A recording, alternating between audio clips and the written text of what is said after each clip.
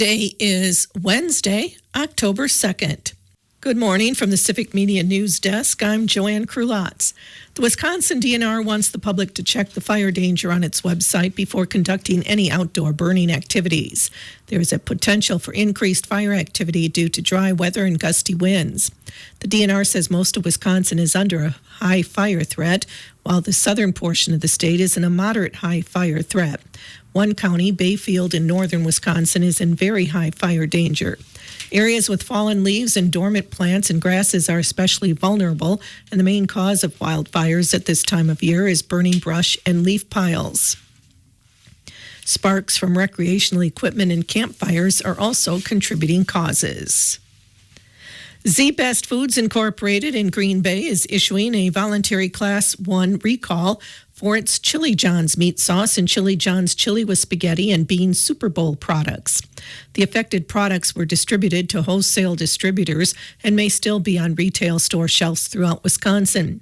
The affected products carry the Wisconsin Mark of Inspection for Establishment number 545 and includes Chili John's meat sauce in 8-ounce and 16-ounce containers with lot codes of 2551, 2621, and 2631 present on the container, and Chili John's chili with spaghetti and bean Super Bowl in 14-ounce containers, all flavors, with lot code 2661 present on the container.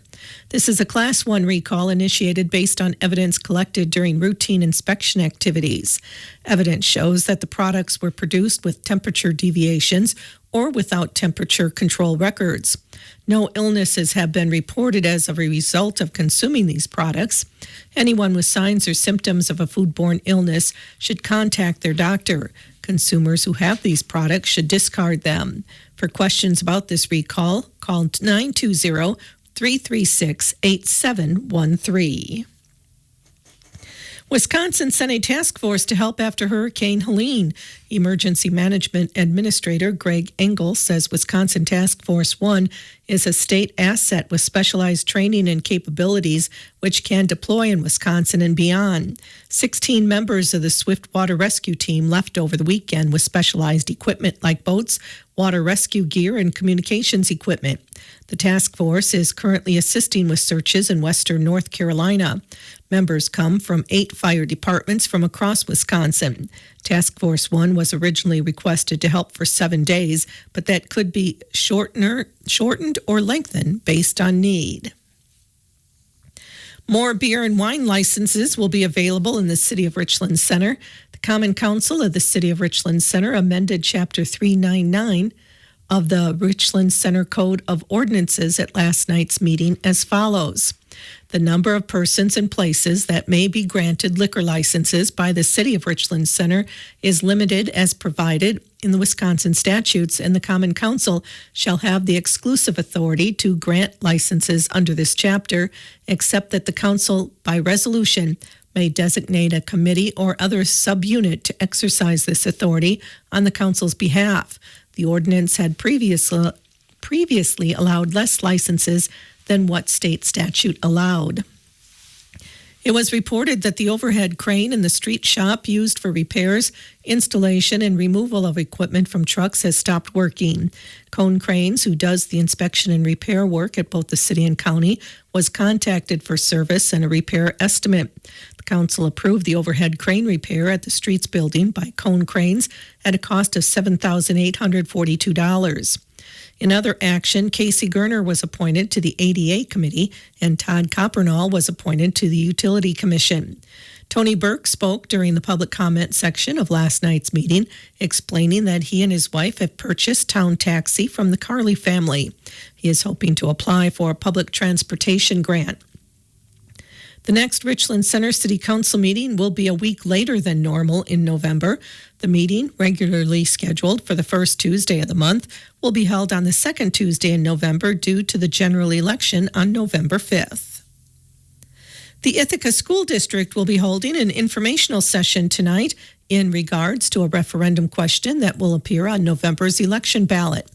The question will be asking voters to authorize the Ithaca School District to exceed the revenue limit by $1.3 million per year for 4 years for non-recurring purposes.